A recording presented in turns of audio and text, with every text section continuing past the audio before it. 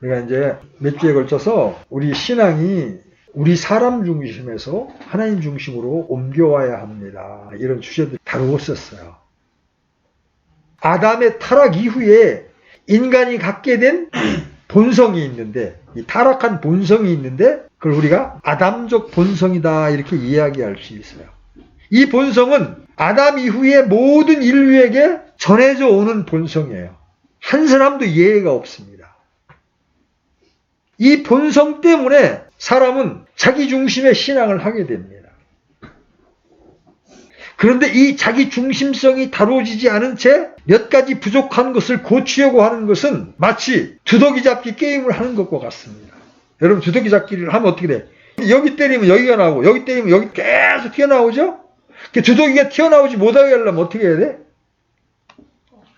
전기선을 빼야지. 근데 우리가 이제 고민이 생기는 거예요. 성경은 이 아담적 본성인 옛사람이 십자가에서 처형되었다고 선언하십니다. 그렇죠? 이미 하나님께서 우리의 아담적 본성을 십자가에서 처리하셨습니다. 우리 한번 로마서 6장 4절 펴보세요. 로마서 6장 4절 5절 보겠습니다.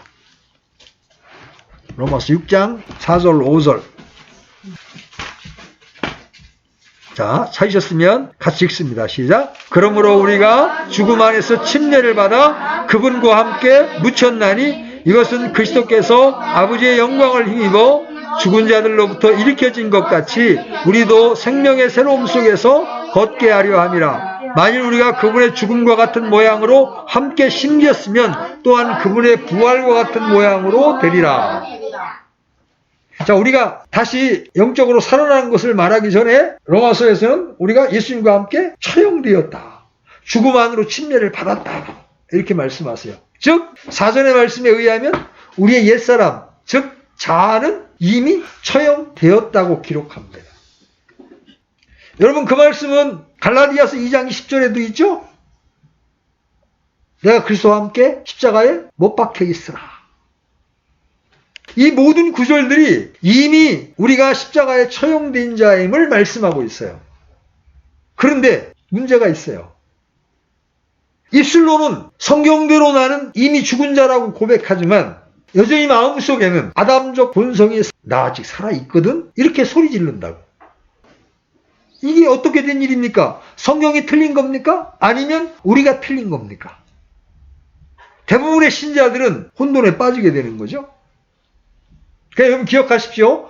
우리는 구원을 받았지만 또 주님께서 오실 때 구원이 완성됩니다. 마찬가지로 우리의 옛사람이 십자가에 처형되었지만 그 완전한 집행은 죄의 몸을 벗을 때예요. 그래서 그때까지 이미 사형이 선고된 옛사람을 죽은 자로 여기라고 성경이 권고하고 있는 거예요. 여기서 우리는 아주 흥미로운 진리를 하나 만나게 됩니다.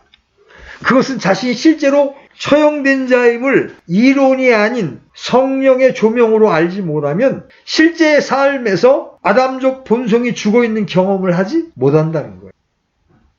하나님의 말씀을 이론으로만 아는 것과 성령의 조명으로 아는 것과는 전혀 다른 차원이에요. 기독교 교리를 마음으로 받아들였다고 해서 그것이 실제가 되지는 못한다는 거죠. 어디까지나 이론일 뿐이에요. 아무리 성경 구절을 암송하고 애운다고 해도 실질적으로 자신이 죽은 자임을 볼 수 없어요. 하나님 앞에 아담적 본성이 순복하는 삶도 경험할 수가 없어요. 실제적인 지식과 능력이 없다는 거죠. 이론으로 아는 말씀과 실제로 아는 말씀은 그래서 천지 차이예요. 그래서 하나님은 우리의 신앙 여정 속에서 이 아담적 본성을 다루기를 원하십니다. 다룬다라는 것은 처형된 아담적 본성을 드러내서 처리하는 것을 말하는 거예요. 그래서 하나님께서 이 아담적 본성을 어떻게 다루는가를 오늘 한번 살펴볼 거예요. 자, 첫 번째 주제. 누가 하나님의 다루심을 받을 수 있는가?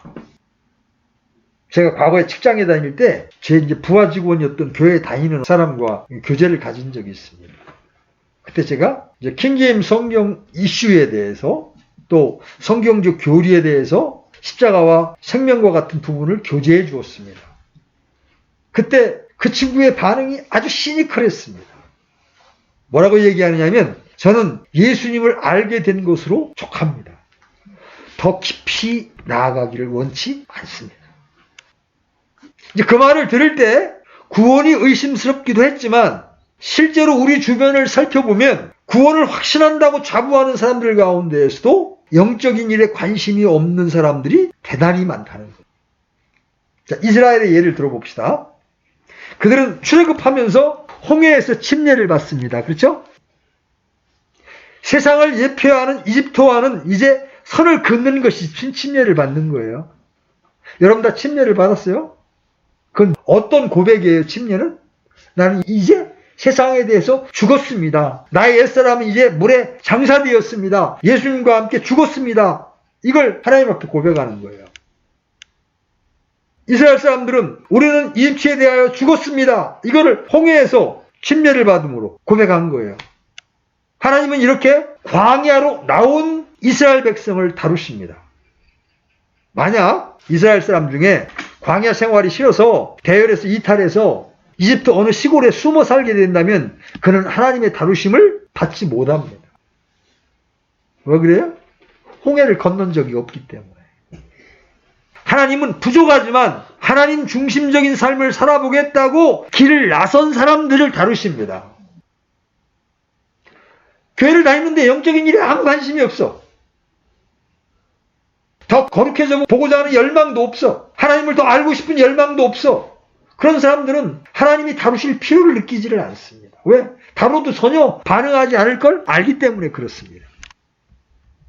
그런데 하나님을 더 알기를 원하고 하나님을 기쁘시게 하는 삶을 살기를 원하는 사람들은 하나님이 다루시고 그 하나님의 다루심을 받아들일 때 성령님께 더욱 민감하게 되는 거예요. 하나님의 뜻을 더 깊이 알기를 원하고 하나님의 뜻을 더 이루기 원하기 마련이에요. 이런 사람은 하나님과의 친밀한 관계 속에 있기를 열망하게 됩니다. 제가 구원받고 한 처음 몇 달 동안 성경을 읽으면서 끊임없이 알기를 원했던 게 제가 하나님을 더 깊이 알기를 원합니다. 저를 향하신 하나님의 계획이 무엇입니까? 계속해서 열망을 했어요. 그때 하나님은 그런 저를 다루기 시작하셨습니다. 그러면서 가장 먼저 타치하는 게 뭐냐면 우리의 아담적 본성을 다루십니다. 자, 두 번째 주제, 우리가 하나님의 다루심을 기쁨으로 환영해야 되는 이유가 있습니다. 여러분, 하나님의 다루심에는 고통이 따릅니다. 그 다루심 자체가 고통스럽기도 하지만 그 다루심을 통해서 드러나는 자신의 부패한 모습 때문에 고통스러운 거예요. 우리 속에 어떤 선한 것도 없음이 드러날 때마다 우리들은 괴로울 수 있습니다. 내가 이것밖에 안 되는 존재란 말이야. 힘들 수 있어요. 그럼에도 우리 속에서 처형되었음에도 꿈틀거리는 아담적 본성을 들추어내는 일은 분명 우리들에게는 복이라는 거예요. 하나님께서 이렇게 우리를 다루시는 이유는 우리 스스로의 힘으로는 살 수 없는 존재임을 깨닫게 하기 위해서입니다. 우리가 하나님의 능력으로만 살 수 있는 존재임을 보여주시기 위함이에요. 그래서 우리는 우리들 속에 아담적 본성이 나타날 때마다 하나님의 손길을 볼 수 있어야 합니다. 하나님은 지금 나로 하여금 하나님의 자원으로 사는 삶으로 초대하고 계시구나. 이렇게 생각하면 틀림이 없습니다. 우리가 하나님의 자원이 아닌 자기 자원으로 사는 삶을 살 때 하나님은 우리 속에 어떤 선한 것도 없음을 드러내심으로써 믿음에 의한 삶과 은혜에 의한 삶으로 우리를 초청하고 계신 거예요. 그래서 여러분 그런 일이 생길 때 두려워하거나 피하지 마십시오.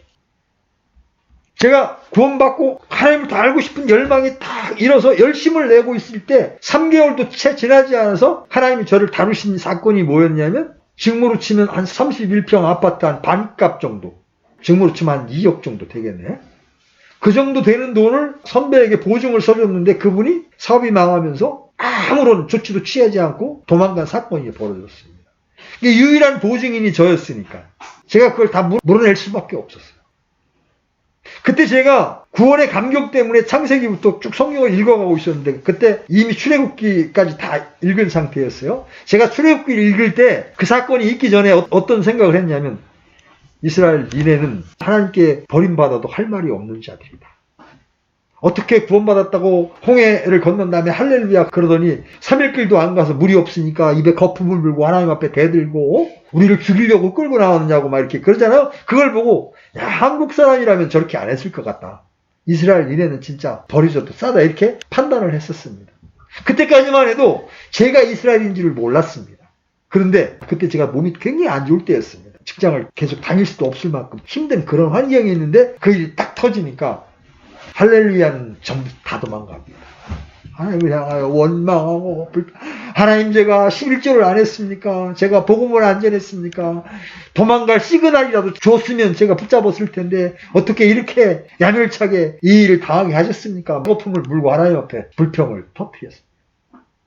불평을 터뜨리고 난 그날 저녁에 제가 저를 본 거예요. 내가 이스라엘이었구나. 난 이제까지 이스라엘을 판단하고 정죄했는데 내가 바로 이스라엘이었구나. 하나님 그때 제 안에 있는 아담적 본성을 그 사건을 통해서 드러내셔서 처리하기를 원하셨던 거예요.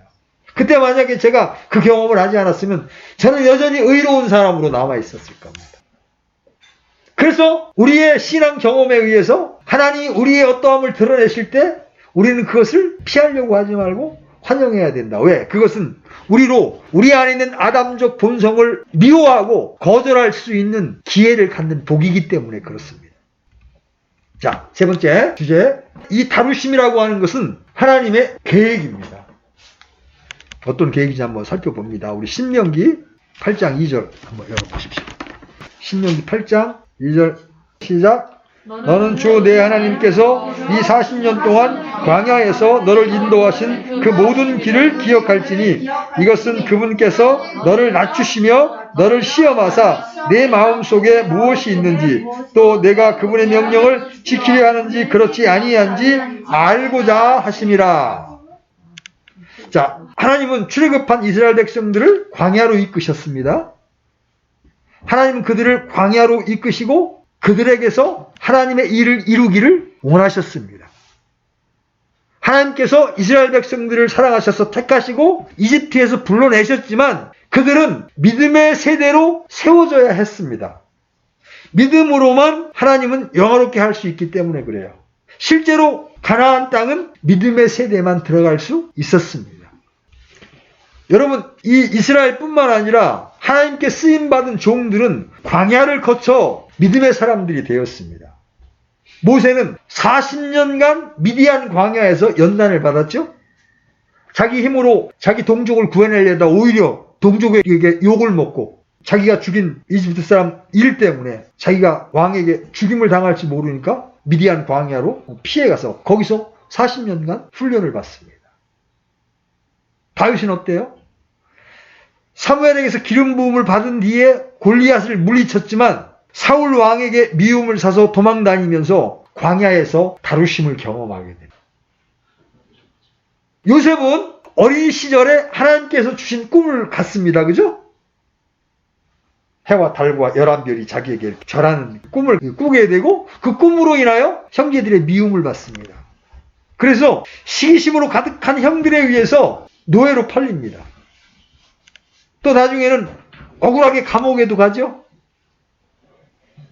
그는 이런 다루심을 경험함으로 자신을 판 형제들 앞에서 두려워할 때 이렇게 말합니다. 나는 당신들의 동생 요셉이니 곧 당신들이 이집트에서 판 자이니이다. 그런즉 이제 당신들이 나를 이곳에 팔았다고 해서 근심하거나 당신들 스스로에게 노하지 마소서. 하나님께서 생명을 보존하시려고 나를 당신들보다 앞서 보내셨나이다. 형들이 그렇게 한 것은 하나님께서 우리 가족을 살리려고 행한 것이라는 원숙한 믿음을 고백하는 겁니다. 그럼 우리 구원자이신 예수님은 어때요? 예수님은 우리의 삶과 사역의 모델이시죠? 예수님은 광야가 필요 없을 듯 합니다. 그죠? 그러나 그분은 광야의 시간을 보냈습니다. 누가복음에 보면 주님은 성령으로 충만하셨지만 성령의 이끌림을 받아 광야로 가셨고 거기서 마귀에게 시험을 받으셨습니다. 누가복음 4장 1절로 2절 예수님께서 성령님으로 충만하여 요르단에서 돌아오시고 성령에게 인도를 받아 광야로 들어가서 40일을 마귀에게 시험을 받으시더라. 그날들에 그분께서 아무것도 잡숫지 아니하시더니 그날들이 끝남에 그 뒤에 그분께서 줄이시니라. 자, 이렇게 믿음의 선진들이 광야가 필요했다면 우리에게도 광야가 필요한 겁니다. 그 광야가 왜 필요하고 광야를 통해서 주님께서 행하시는 일이 무엇일까요? 바로 이 우리 안에 있는 자기 중심성, 아담적 본성을 다루시기 위해서입니다. 광야에서 자기 중심성을 깨트려 버리는 겁니다. 그리고 하나님 중심으로 옮기게 됩니다. 자, 그러면 다루시는 방법은 어떤 겁니까? 하나님은 어떻게 다루십니까? 첫째는 환경을 통해서 다루십니다. 이 신명기 우리 거기 보면 8장 3절 상반절에 보면 그분께서 너를 낮추시며 줄이게 하시고, 그죠? 무엇보다 하나님은 하나님의 백성들을 환경을 통해서 다루십니다. 하나님 우리를 다루실 때 광야 같은 환경 가운데로 인도하십니다. 광야는 분명히 파라다이스가 아니에요. 누구든지 광야에서 살기 힘들어합니다. 성령 충만을 경험한 뒤에 갑자기 오히려 환경이 어려워질 수 있습니다. 놀라운 체험을 한 다음에 갑자기 일이 꼬일 수 있습니다. 그건 광야로 인도된 거예요. 광야란 확실히 편안한 곳이 아니에요. 온갖 어려움들이 다 있는 곳입니다. 형편이 좋을 때 진리의 말씀에 아멘하는 것은 어렵지 않습니다. 일이 형통하게 다 잘 풀렸을 때 할렐루야 주 하나님을 찬양합니다 이렇게 말하는 것은 어렵지 않습니다. 그래서 그러할 때 자신을 괜찮은 사람으로, 자신을 믿음 있는 사람으로 생각을 합니다. 그래서 꾸준히 자신의 자아를 좀 더 선한 존재로 바꿔보려고 노력을 합니다. 그때 우리 안에 있는 아담적 본성은 숨어버리는 거예요. 감춰지는 거예요. 이렇게 가려진 자아를 들춰내는 데에는 환경을 통한 방법이 적격인 거예요. 제가 이스라엘 판단하고 있을 때 그런 환경이 주어지지 않았다면 내 안에 있는 아담적 본성을 드러내기가 어려웠던 거죠. 하나님은 최적의 방법을 통해서 제 안에 있는 아담적 본성을 다루시기를 원하셨던 거예요. 대부분의 사람들은 남들이 자신을 건드리지만 않으면 좋은 사람이라고 생각합니다. 그러나 인간의 본성이란 구정물과 같은 것이라 가만두면 더러운 것들은 다 밑으로 가라앉습니다. 언뜻 보기에는 맑아 보입니다. 그러나 한번 휘저으면 별 더러운 오물들이 다 올라와 금방 구정물임을 알게 됩니다. 본성이 이와 같습니다. 건드리지 않으면 다 좋습니다. 그러나 건드리면 문제가 달라집니다. 그래서 부부간에 싸울 때도 당신이 나를 건드리니까 그렇잖아 그러잖아요. 건드려서 그런 게 아니라 원래 우리 안에 있던 게 나오는 거예요. 그때 나오는 것뿐이에요. 그래서 하나님께서는 광야 같은 환경 가운데 집어넣으심으로 우리들 속에 무엇이 있는지 보게 만드십니다. 우리 속에 구정물만 있음을 알게 하십니다. 우리가 그때 우리 안에서 튀어 올라오는 구정물을 보게 되면 어떻게 돼요? 너무 속상한 거죠. 내가 이런 존재였나? 내 속에 이런 것들만 가득했구나. 그러면 생각하면 괴로운 거예요. 자기 모습 때문에, 그리고 자신이 넘어진 것 때문에 너무너무 속상해지는 거예요. 특히 남들이 건드렸을 때 그렇게밖에 반응할 수 없었던 자신을 보면 더 속상한 거예요. 그래서 사람들은 자신의 이런 모습을 보이지 않으려고 합니다. 그럼에도 하나님께서는 자꾸만 보게 만드십니다. 문제는 자기의 본 모습을 자꾸 애매하게 되면 다루심의 시간이 길어진다는 거예요. 심각한 문제입니다. 하나님이 들춰내시면 보아야 합니다. 그래야 하나님의 은혜를 입게 됩니다. 하나님께서 출애굽한 이스라엘 백성들로 하여금 광야를 걷게 하셨죠? 하나님께서 이스라엘 백성들로 하여금 인간의 생각으로는 상상할 수 없는 기적들을 보게 하셨습니다. 그죠? 재앙들을 통해서 파라오 왕에게서 이스라엘을 자유케 하셨던 일, 홍해를 가르셨던 일, 이집트의 군사를 수장시켰던 일 등등 헤아릴 수 없는 기적들을 보게 하셨습니다. 그런데 하나님께서는 그들을 광야로 인도하셨습니다. 아마 이스라엘 백성들은 놀라운 기적들을 본 후 이런 생각을 했을지 모릅니다. 불행 끝, 행복 시작. 그렇지 않겠어요? 아, 이제부터 불행은 끝나고 영원한 행복만이 우리를 기다리고 있을 거야. 그러나 이 생각은 보기 좋게 빗나가고 말았습니다. 그들은 광야로 인도되었고 당장 마실 물이 떨어지는 경험을 해야만 했습니다. 그들이 광야로 들어가서 처음 만난 것은 마라의 쓴물이었습니다. 먹지 못하는 우물로 인도받은 거예요. 우리가 성경에서 이 대목을 읽다가 이런 생각을 합니다. 아니, 하나님 참 이상도 하시네. 물을 미리 달게 하셨으면 아무 문제가 없었을 텐데. 이스라엘 백성들이 목마르기 전에 물을 주시면 되지 않나? 이스라엘 백성들이 고기를 먹고 싶어 달라고 하기 전에 미리 하시고 다 주셨으면 될걸. 그러나 하나님은 그렇게 하시지 않으셨죠? 모든 것이 부족한 광야로 그들을 인도하신 것입니다. 하나님께서 이스라엘 백성들을 광야로 인도하신 것은 그들에게 믿음이 없다는 사실을 알게 하려는 목적이었습니다. 신앙생활이란 오직 믿음에 의한 삶이라는 사실을 가르치기 위함이었습니다. 환경이 좋으면 믿음이 굳이 필요 없어요.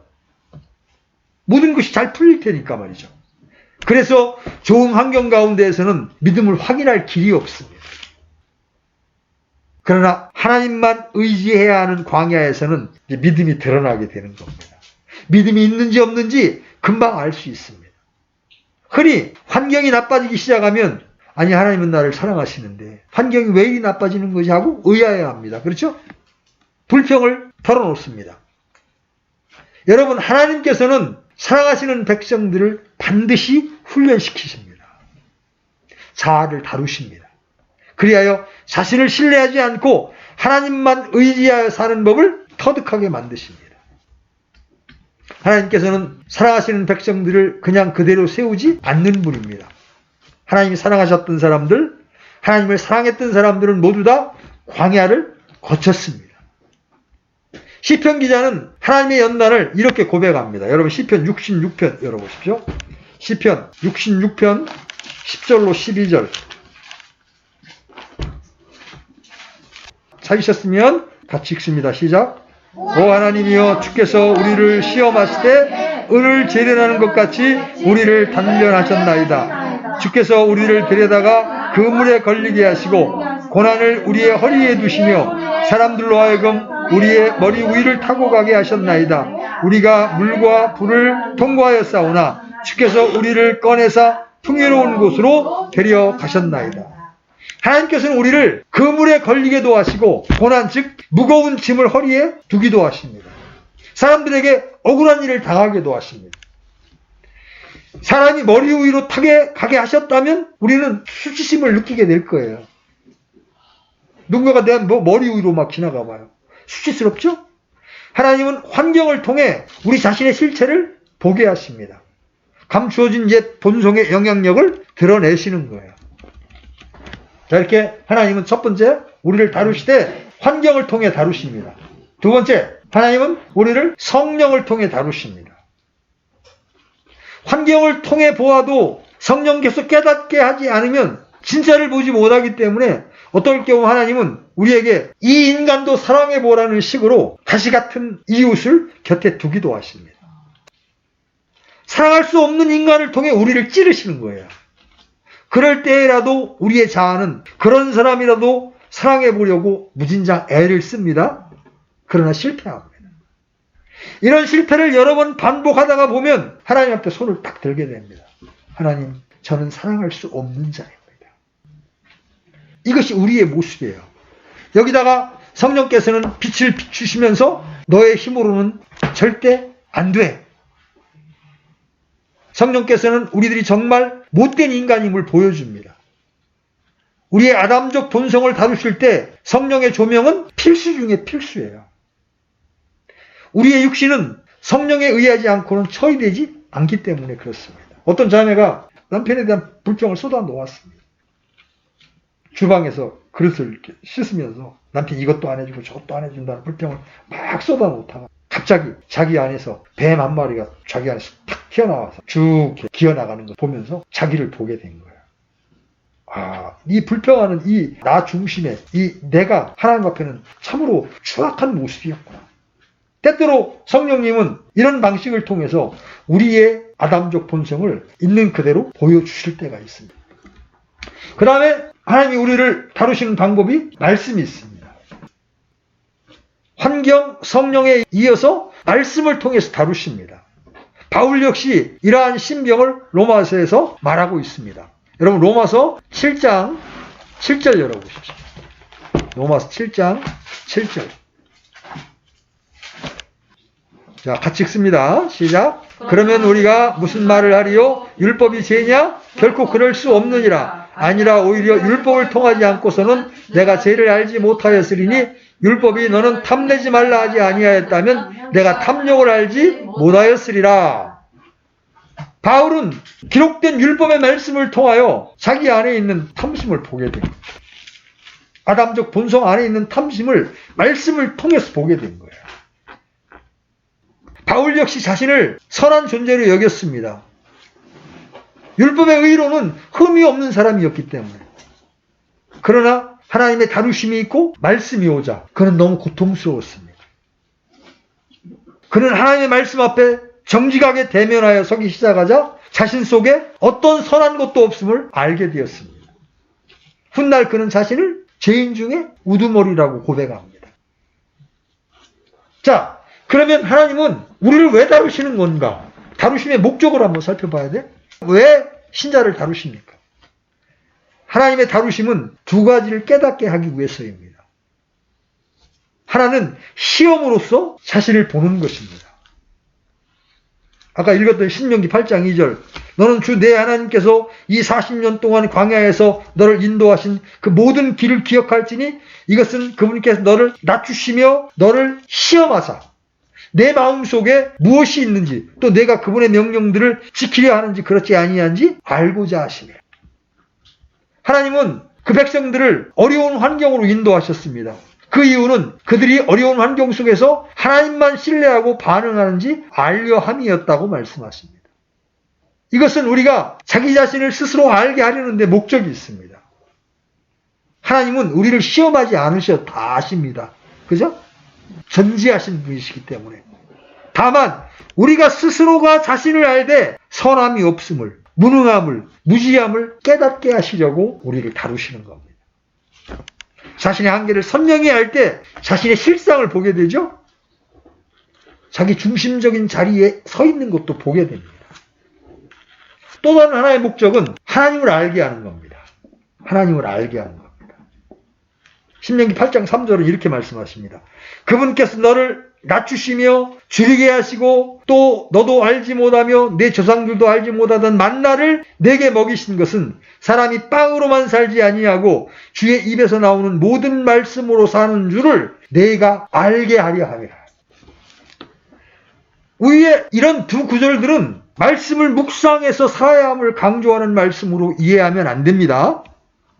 그보다 훨씬 적극적인 말씀이에요. 이 말씀을 보다 잘 이해하려면 출애굽 때의 상황을 이해해야 합니다. 그들은 하나님과의 친밀한 교제 가운데 하나님의 말씀을 따라야 했습니다. 만나를 주시면서 한 호멜씩 모으라고 하면 그렇게 해야 했습니다. 욕심을 부려서 더 모은 사람은 그 이튿날 아꼈던 만나가 썩어버린 것을 경험했습니다. 그렇죠? 그래서 그들이 배운 것은 하나님은 말씀하신 대로의 하나님이심을 배우게 된 거예요. 이스라엘 백성들의 탐욕이 불평을 터뜨렸던 거예요. 그들이 불평을 터뜨렸을 때, 그들이 불평하면서 원망했을 때 하나님은 그들에게 한 달 동안 고기를 먹게 하시겠다고 약속하시고 그대로 하셨습니다. 그러나 그들은 매출하기를 보자 욕심을 내었고 결국 하나님의 심판을 경험하게 되었습니다. 다루시는 목적, 우리 안에 무엇이 있는지를 시험하시기 위한 것이고 또 하나님이 우리의 모든 공구본이 되신다는 그것을 알게 하시기 위해서 우리를 다루신다. 이렇게 하나님의 다루심을 받게 되면 그 결과 어떻게 됩니까? 자기 중심성에서 하나님 중심으로 변하게 됩니다. 다루심은 자신에게 선한 것이 없음을 보게 하고 전적인 무능함을 보게 합니다. 결국 자신을 보게 하며 동시에 하나님을 알게 합니다. 하나님의 능력, 하나님의 사랑, 하나님의 신실하심을 알게 합니다. 그래서 다루심을 경험하게 될 때 자기 중심에서 하나님 중심으로 전환하게 됩니다. 우리가 예수님을 믿어서 거듭난 이후에도 여전히 옛사람의 영향력이 우리 몸에 영향을 끼치고 있습니다. 그래서 여전히 자기가 중심이 되려고 합니다. 그러나 하나님의 다루심을 통해 자신의 실상을 보게 하심으로 하나님 중심적인 자리로 나아가게 하시는 거죠. 여기서 오직 하나님의 은혜만이 능력임을 철저하게 깨닫게 됩니다. 우리가 하나님의 다루심을 알지 못할 때 환경과 상황에 대해 불평과 원망을 하게 됩니다. 환경과 어려운 여건 때문에 갈등 속에 빠지게 되는 배후에는 하나님의 간섭이 있음을 보아야 합니다. 갈등 속에 우리들을 몰아넣으시고 하나님께서는 우리 속에 아무 선함도 없음을 들춰내십니다. 어떨 때 우리 속에 아무 선함이 없음을 발견하는 일은 매우 고통스러운 일입니다. 이런 이유로 사람들은 어려운 일을 가지 않고 쉬운 길을 택합니다. 즉 자기를 합리화시키고 타협하는 신앙의 길을 택하는 거예요. 그리고 이렇게 말합니다. 아니 꼭 예수님을 믿더라도 그렇게 믿어야 되나? 좀 쉽게 믿을 수 있지 않나? 여러분 기억하십시오. 자기 변호는 하나님의 다루심을 거절하는 겁니다. 하나님의 다루심은 본인에게는 정말 힘든 일이에요. 견디기 어려운 고통일 수 있습니다. 신앙의 본질인 하나님을 알고 하나님을 사랑하는 것을 삶의 유일한 목적으로 삼아 하나님을 찾기 시작하면 마음이 편안해지는 것이 아니라 성령의 조명으로 자기 모습이 비춰오는 일로 인해 더욱 힘들어질 수 있습니다. 더욱 고통스러울 수 있습니다. 실제로 십자가 복음 위에 서려고 하는 사람들마다 이런 고통을 호소합니다. 괴롭다고 말합니다. 그러나 여러분들의 이러한 모습을 보아야 주님이 보입니다. 주님의 십자가가 보여지는 겁니다. 자신을 꽤 괜찮은 사람으로 여기는 한 주님의 모습은 보이지 않습니다. 성령의 비추심을 통해 우리 속에 선함이 없음을 보게 될 때 비로소 주님의 모습이 보이는 거예요. 하나님 우리를 다루시는 이유는 그 다루심을 통해 우리가 우리의 모습을 보도록 하기 위함이에요. 비록 당시에는 죽을 지경이지만 하나님의 목적을 이루기 위해서 계속해서 하나님은 다루어 나가십니다. 베드로 보세요. 그가 얼마나 확신에 찬 사람이었습니까? 훗날 예수님을 배반하고 부인했을 때 성경은 베드로의 눈과 예수님의 눈이 마주쳤다고 기록하고 있습니다. 아마 베드로는 엄청난 고통 가운데로 빠졌을 겁니다. 자기가 그렇게 장담했는데 나는 절대로 부인하지 않을 거라고 장담했는데 닭이 울기 전에 3번 부인한 자신을 바라보는 주님의 눈길을 딱 마주친 순간 베드로는 그 아픔 때문에 울지 않을 수가 없었을 거예요. 그 후 베드로는 자기를 신뢰하지 않았습니다. 자기 속에 어떤 선한 것도 없음을 본 겁니다. 그래서 부활하신 주님께서 찾아오셔서 내가 나를 이 사람들보다 더 사랑하느냐고 질문했을 때 베드로는 옛날처럼 예, 저는 주님 사랑합니다 이렇게 대답 못합니다. 주님만이 아신 이렇게 대답합니다. 이 말은 베드로가 자기 자신을 더 이상 신뢰하지 않는다는 의미이기도 합니다. 하나님의 다루심은 하나님의 목적이 다 성취된 다음에 끝납니다. 하나님은 우리를 사랑하십니다. 사랑하시기에 들춰내는 일을 하십니다. 하나님의 다루심은 정상적인 방법으로 벗어나야 되지 인간적인 방법을 통해 벗어나려고 해서는 안 됩니다. 하나님의 다루심은 하나님의 의도와 목적이 다 성취된 다음에 끝이 납니다. 그래서 하루속히 하나님의 뜻 앞에 정직하게 서야 합니다.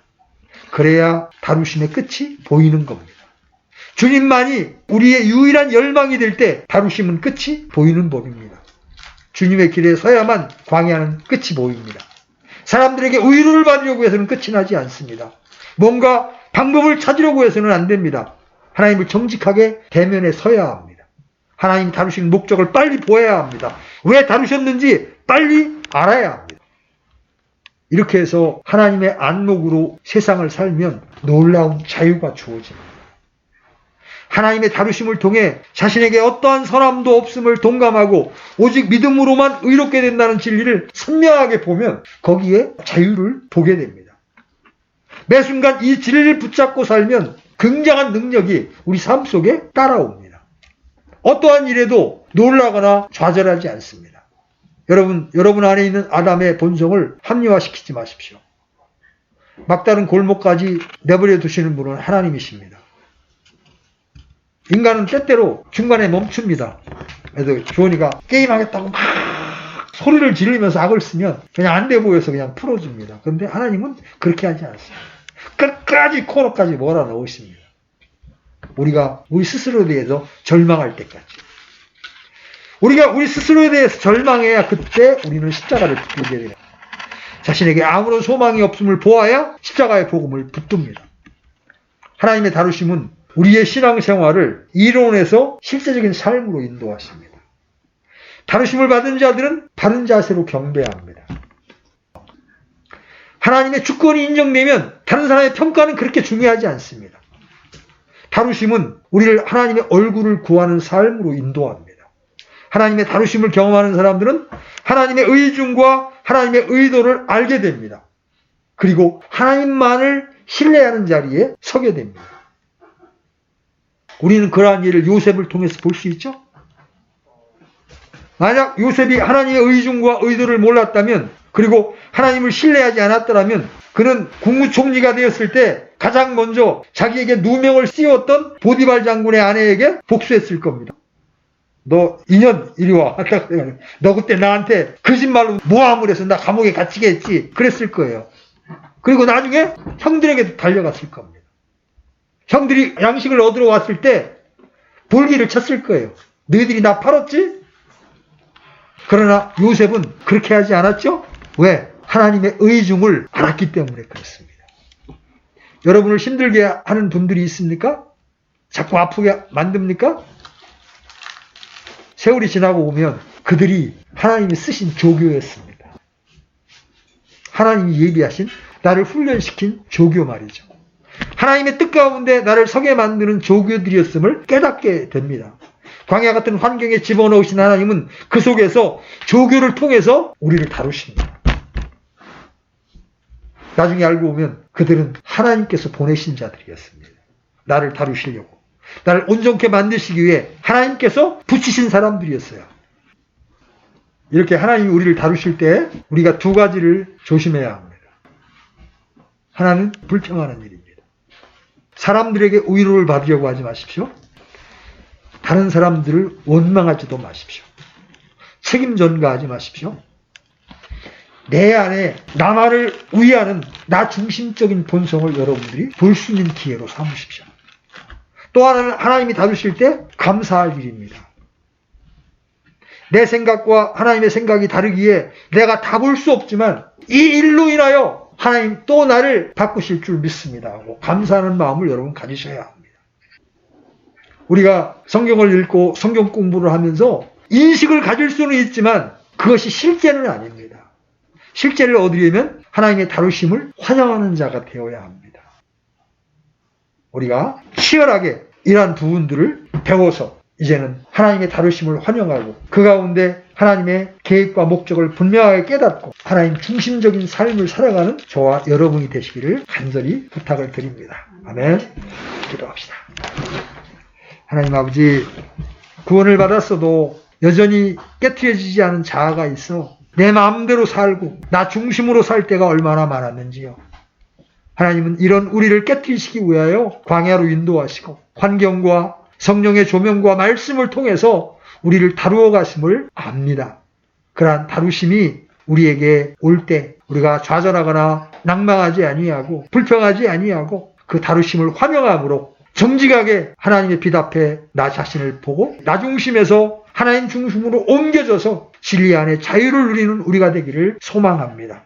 주님 말씀과 성령의 조명을 통해서 이러한 부분들을 아주 섬세하게 가르쳐 주시고 그러한 실제로 인도해 주시기를 원합니다. 우리에게 하나님의 다루심이 있음으로 인하여 이 시간 주님 앞에 감사와 찬미를 드립니다.